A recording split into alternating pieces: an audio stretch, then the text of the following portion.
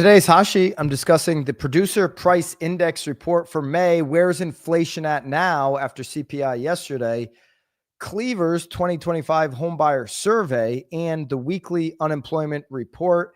Today is Thursday, June 12, 2025. I'm Byron Lazine, and the Hot Sheet starts now.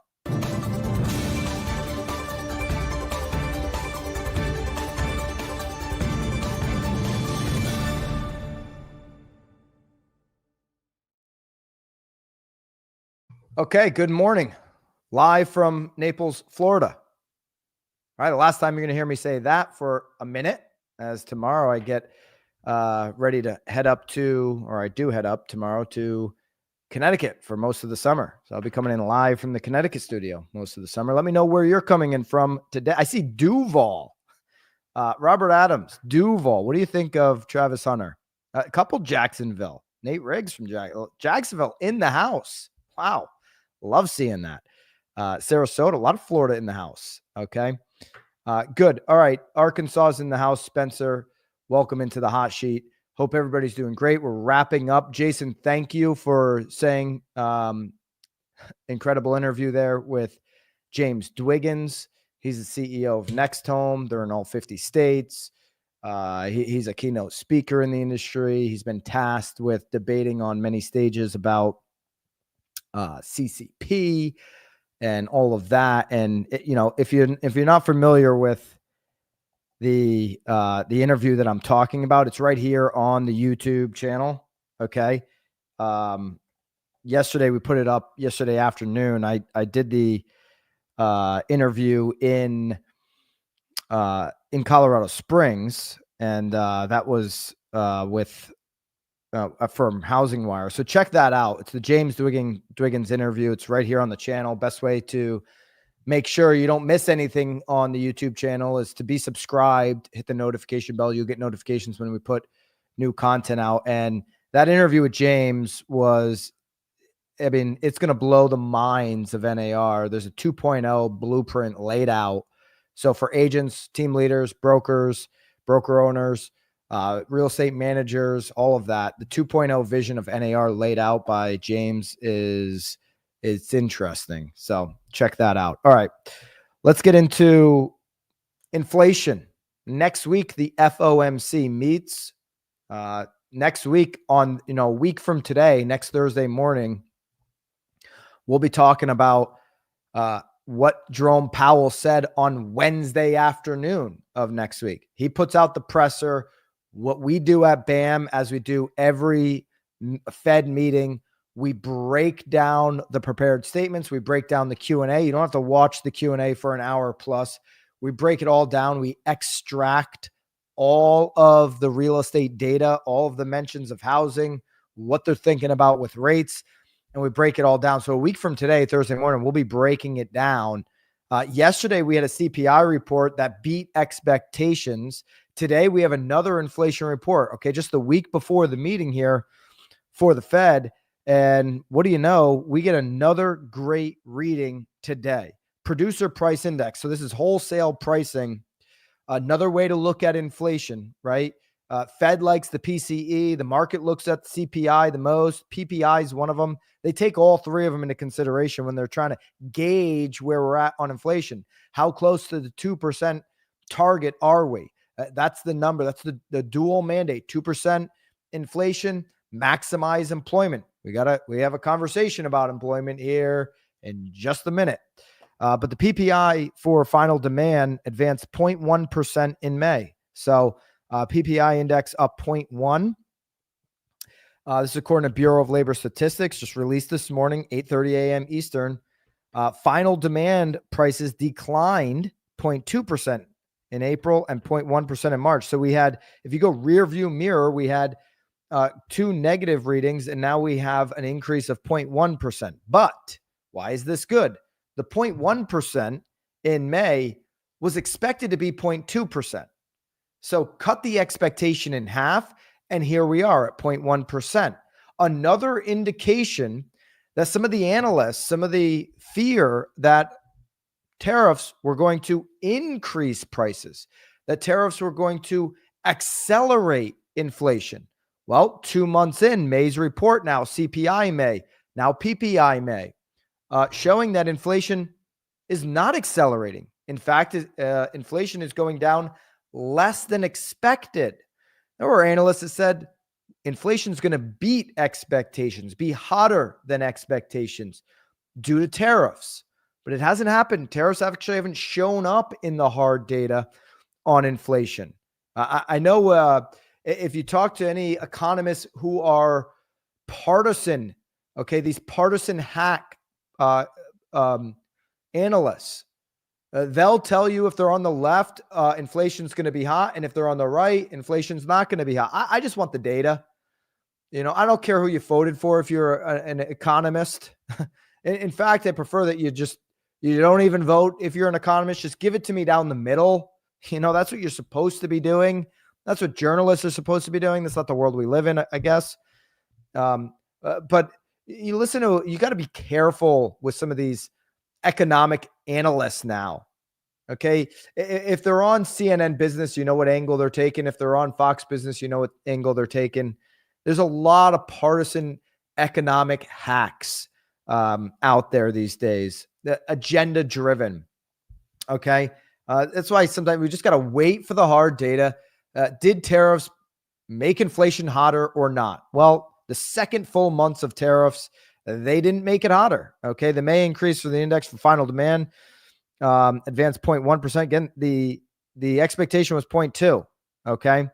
So inflation doing better 2 days in a row now on two major reports, CPI yesterday, PPI today, better than expectations. Okay. And when you look at this in almost every, you could break this 35-page PDF down and put it into school for you guys. BAMX members, you got access to that if you're really interested in digging deep on PPI, on wholesale inflation. Every way you look at this, it was better than expectations. Okay. It either met or better. Okay. So like, for example, the index for final demand, less food, energy, and trade increased 2.7%. Well, the expectation was 3%. Okay. So, these numbers are all positive on inflation right now. Now, there's a couple thoughts around that. It's like, okay, well, companies could be eating some of the increase on tariff. By the way, when you hear tariff 10%, just so like you understand kind of the numbers around tariffs, say there's a tariff on 10%, doesn't take an item from $10 to 11. Okay. I was sitting down with a cigar owner and I'm like, hey, what's going on with tariffs? He's like, we're talking like 20 cents on some of these $15 cigars and $14 cigars. We're talking a quarter. We're talking 40 cents. We're talking maybe 50 cents on some of the higher priced cigars because the tariff is on the cost of goods sold. Okay. So the manufacturer, just take cigar. I love cigars. So I'll give you that example. Cigars are produced, say, in Nicaragua, right? And when the growers make all these cigars, they have a cost of goods sold. They sell it to a distributor. The distributor then, there's a process of getting it distributed into America. Then they get it to all of the retailers. And then the retailer buys it at a certain price. And then the retailer has a price for the consumer. The tariff is at the beginning, okay, on the cost of goods sold, so that 10% on a much lower number than the consumer number. Okay. So that's just the toll, the tariff is happening in the beginning, the 10% on a much smaller number than what the consumer is paying for. So it's not a true, there's an item for $100. It costs 110 now. It doesn't work that way. So there's one theory that, hey, maybe businesses are eating some of the cost. Okay. Or there's the other theory that, man, inflation's not going up because while there's tariff on some items, other items are going down. Just because of the dynamics of how things shake out, supply demand, maybe there's not a lot of demand on this product anymore because of, a slight increase on this other product. Okay. So we'll see. Maybe inflation pops up in a June report or a July report. There's certainly some analysts that believe there could be a longer term impact, and we've just got to see how it goes. But second full month, May was supposed to be a telling month. And what it's told us is that inflation is moving down. It's continuing to get softer. Now you'd say, hey, well, wouldn't that mean that the Fed is gonna cut? Shouldn't they cut when inflation's getting back to the 2% target? Jerome Powell told us he would cut.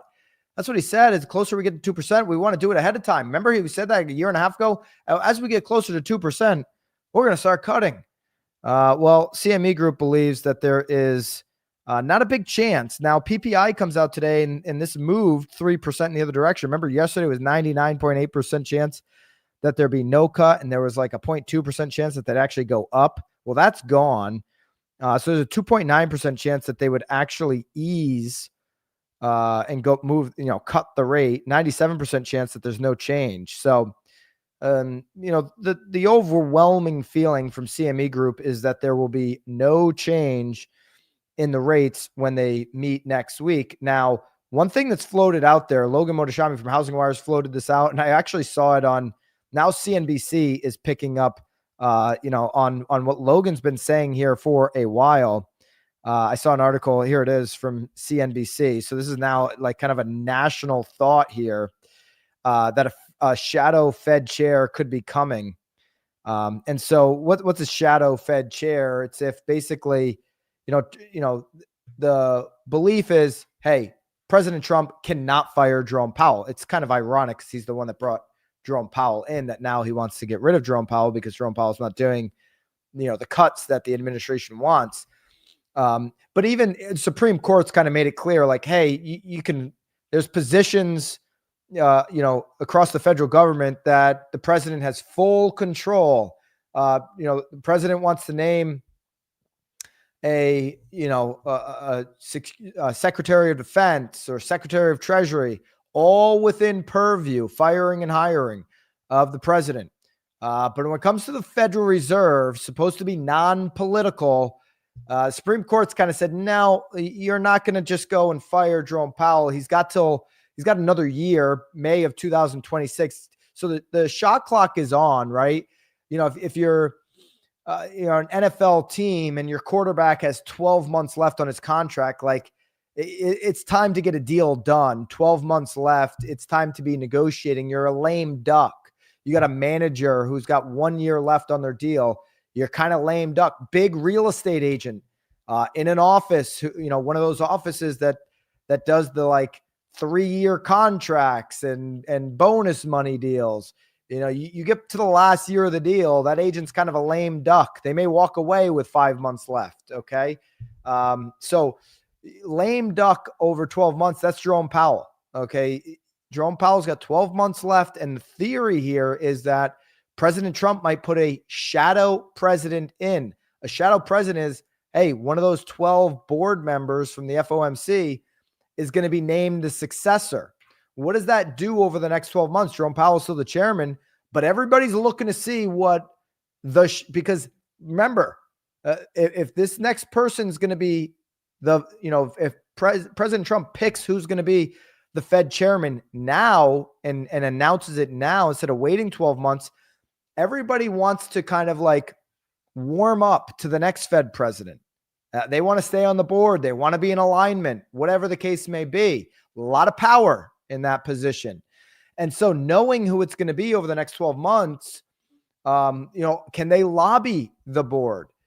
Can Trump lobby them by doing the favor, right? This is, whether you like this stuff or not, this is kind of how these things work.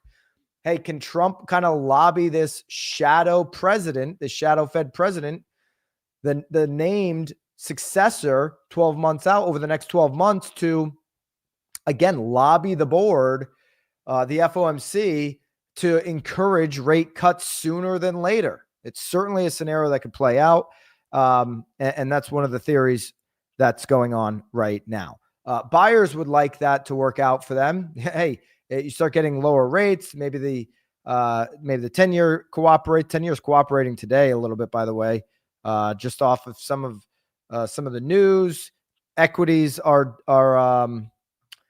down a little bit with some other news, but 4.369. This is the lowest in the last 5 days. kind of the low mark for the last 30 days, still a little bit elevated on the last 90, but 4.369 could be another day now heading into the weekend where we get some positive momentum on the 30-year fixed. Really appreciated where the 30-year fixed went yesterday, moving out of the 6.89. Could we continue to move down right now? A little bit of momentum going the last couple of days. We'll take the bits and the pieces where we can get. So buyers want to see this number move down. Cleaver puts out a big buyer report.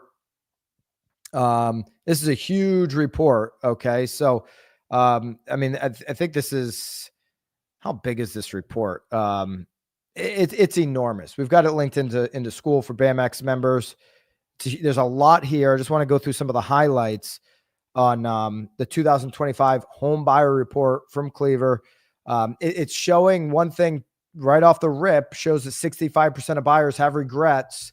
To me, that sounds like opportunity for more transactions in the future. If you've got regrets on the purchase and rates get down to 6, I mean, Logan could be right. 5.5 million existing home sales on a 12-month span where you have 6% rates. Just a lot of people have regrets of what they bought over the last 4 or 5 years, 65% according to Cleaver. A lot of people want to move out of a house they've been in for too long. It's not the right house for them and their family, or they want to buy the first one. So there is a pent-up transaction boom that we're going to see in the future. We talked about it yesterday. Why are investors buying right now when it seems like the market is shaky? Because they understand this. You don't want to buy when everybody else is buying. Okay. Our buyers, hey, we're professionals here. Our buyers need to understand this. It's our job to educate them. 87% are still happy with their purchase. Okay. So while 65% have some regrets, overwhelmingly 87% still pretty happy. Okay. Among those who found the process easier than expected, 45% credit their agent. Haley, we need the applause track here on the hot sheet. 45% credit their agent for making the experience smoother. Hey, it was easier than you expected. Why? 45% said, well, I think it was the agent that really made sure that this was going to be an easy deal, a seamless deal for me. That I'd like that number to be higher. Okay. I think that's a lack. We were talking about this yesterday in BAMX, myself and Sheila Reddy, the CEO of Mosaic. Like, I think that's a lack a little bit of, us not showing everything that we're doing. If you were part of that office hours, she broke down a really easy way to show clients what you're doing. You can go watch that replay if you're interested, BAMX member. But I think that there's a lack of us showing what we're doing. All right. Some of the slides that I threw into BAMX on school for members on this report, some of the things that stuck out to me. Why was buying a home more difficult than you expected? 34% lack of availability. 32%. This one's interesting to me because I haven't been a believer that paperwork is complicated. It's fill in the blank. I think AI is going to do a lot with paperwork. I don't think in 5 years the agent's value around paperwork is going to be quite what a lot of agents are emotionally attached to believing that it is. I think AI solves this problem. It's already working on it in the background. But 32% said the paperwork was overwhelming. The amount of it, what it means, so that's interesting to me. Lack of available homes, paperwork was overwhelming. The process took longer than expected. I mean, that's what we were talking about yesterday in that BAMX office hours, how to create a timeline to meet expectations of a client. Like Sheila's built out the blueprint for the timeline stuff. The process took longer than expected. That should be a conversation in the pitch, in the presentation.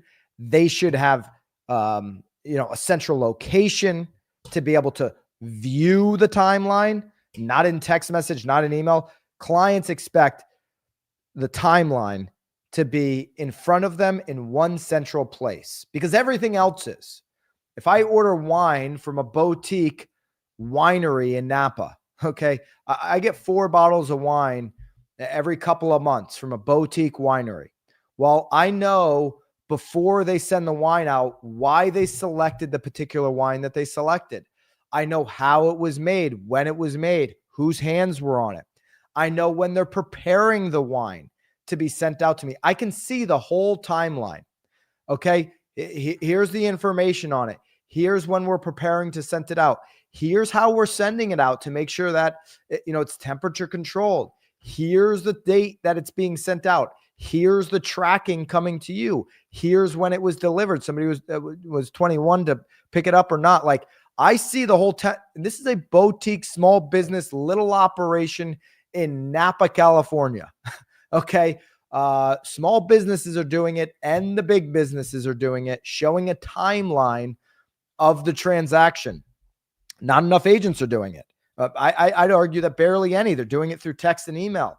It's a really dumb thing to run the business that way.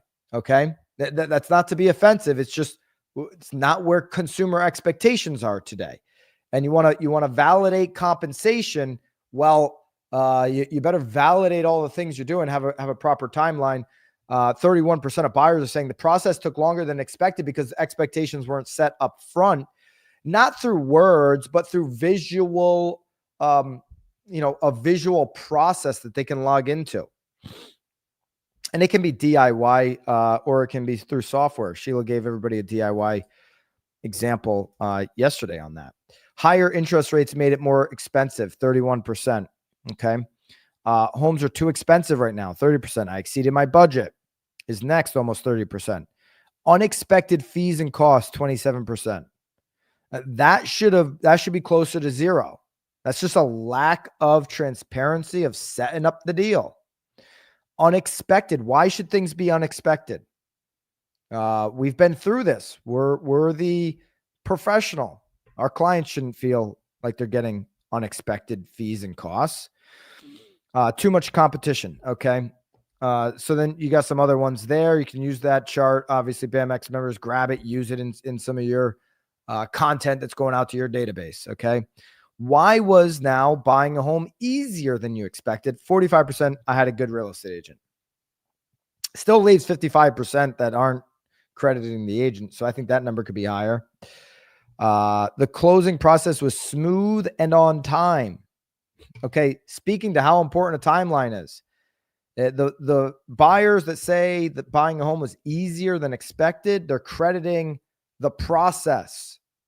So in our presentations, having a process that is well articulated, that's an important feature. I found a home quickly, 37%. I didn't exceed my budget, 32%. The financing process was easy, 29%. The seller was responsive, 29%. Don't know how you get that number up, but I was just talking with agents this morning on my team role play before this. Like, hey, sometimes if you're not getting an answer from a seller, it's because they've put you in the ice box. They've put you in the freezer. I love the freezer strategy. If I got another offer in the background, if I got two options I really like, okay, and one of them is just negotiating above and beyond, where I'm comfortable at, and I got a bird in the hand, I got another deal, okay. Well, I'm going to go work on that deal, get that deal signed, and put this, and this could be any type of business. I'm going to put this person in the ice box, meaning I don't owe you a response. I'm just not going to respond until I have this one over here fully signed, ready to go. I'm moving forward. Then I'll tell you, hey, you didn't get the deal. Really? You didn't give me a last chance? No, you put a bad taste in my mouth. You were over negotiating. You overvalued your hand. You didn't know where you were in the hand. If you play poker, know where you're at. Don't try to bluff me. I had another deal. Why didn't you communicate the last 2 days? Dude, I put you on ice. I put you on ice to see if you'd come back and negotiate with yourself. It's the icebox strategy.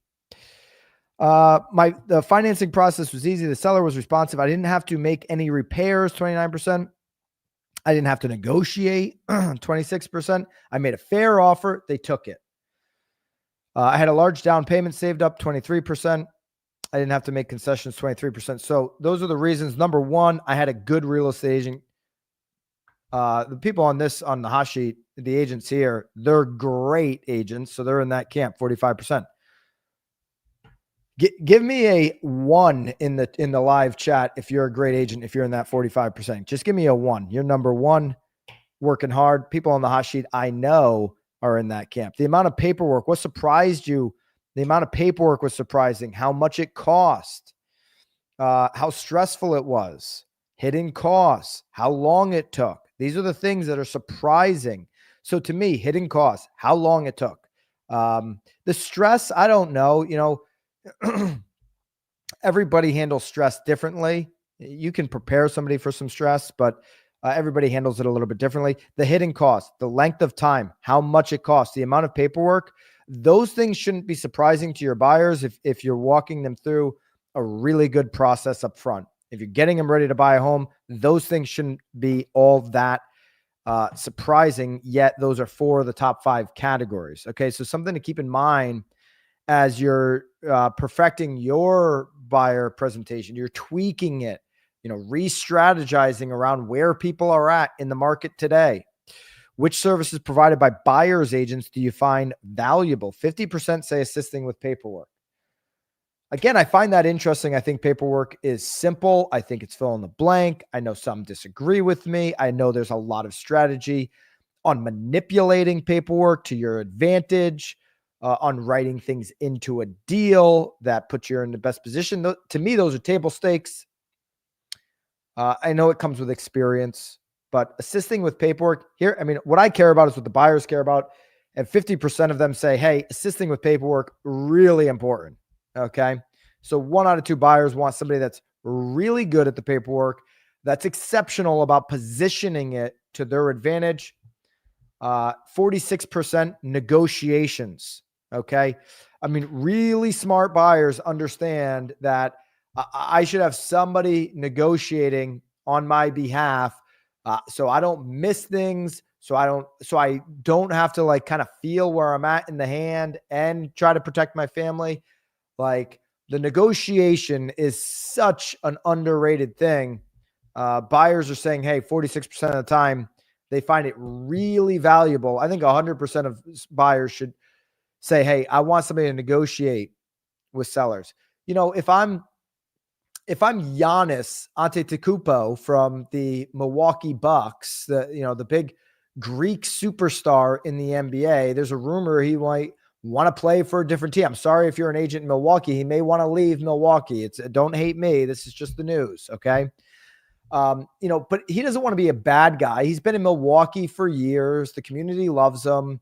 He's the biggest superstar they've got, and he's a world-class superstar.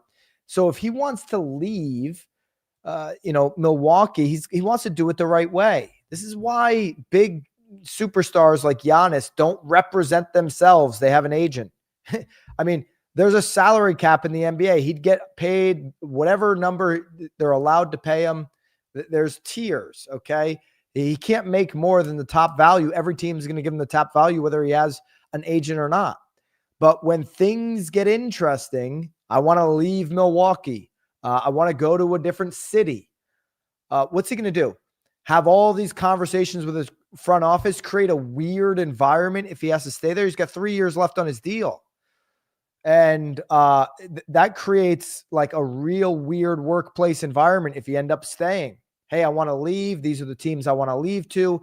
Can you reach out to these teams, see if they'd be interested, put a package together? He doesn't want to do all that work. That's what your agent's for. They talk to the teams. Hey, what would you offer? Can I put something together with the front office?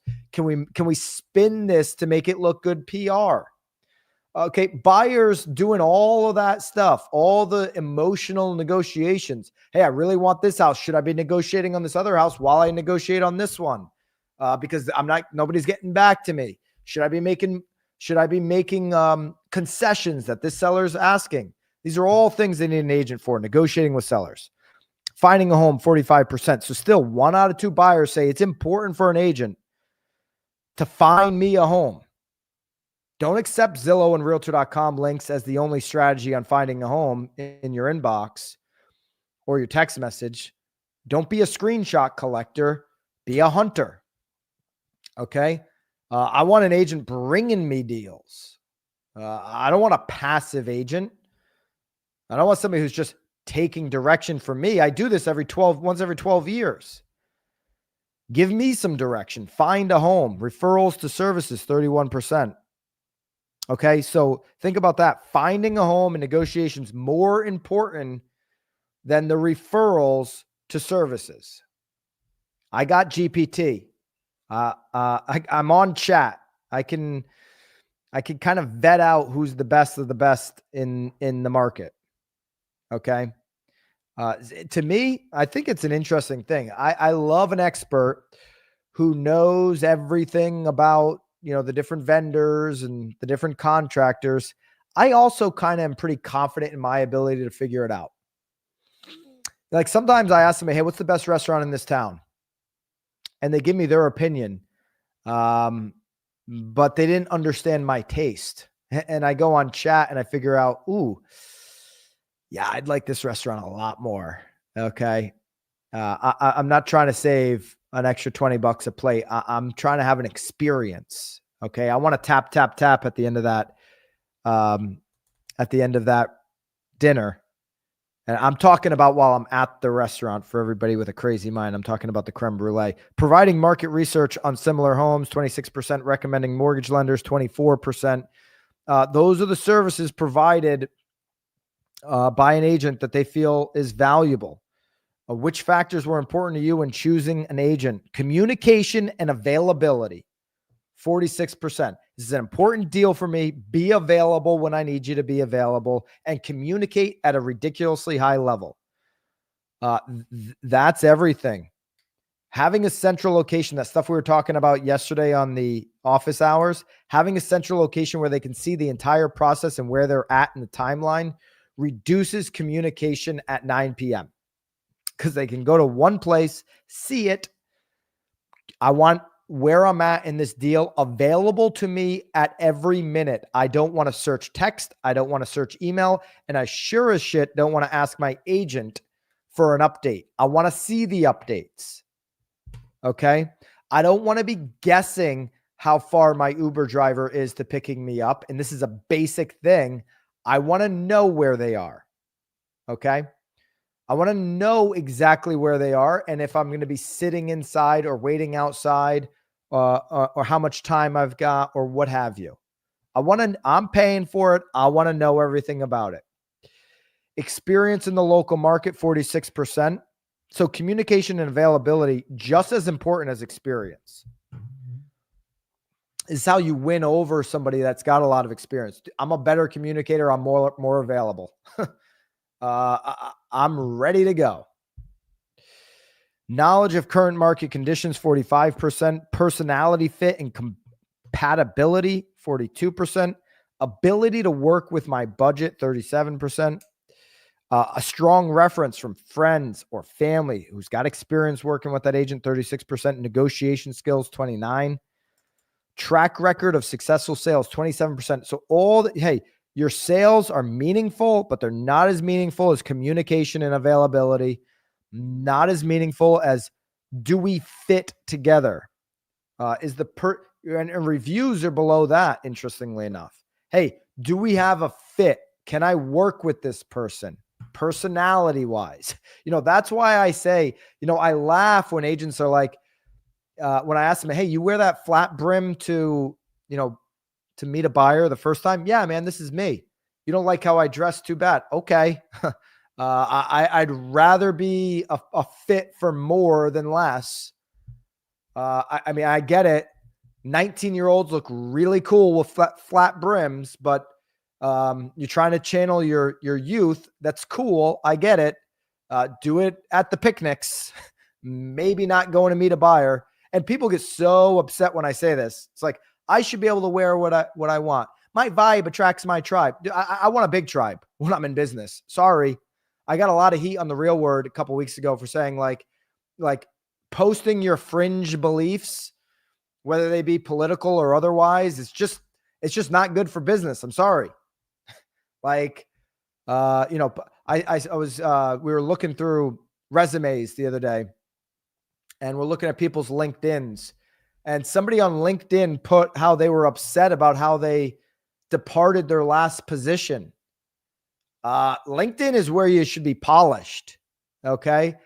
Like complaining about how you were let go from your last position on LinkedIn, where all your next employers are going to be looking. Yeah, that's like wearing shorts and a flat brim to a listing presentation. It's the first time you've ever met the people. A t-shirt and a flat brim on your first listing presentation. I don't know. To me, it just reduces the odds. I want to increase odds. Okay. I want to be a personality fit and compatible with more people, not less. What increases my odds there? Okay. I guess if I'm selling homes in a skate park community, I might get away with it. I don't know of any. I don't know. I know a lot of golf course communities. I don't know a lot of the opposite. Why didn't you hire an agent when buying your home? I bought from someone I knew. I could handle the purchase myself. 22%, 1 out of 5 buyers say, hey, I got this. That's a high number.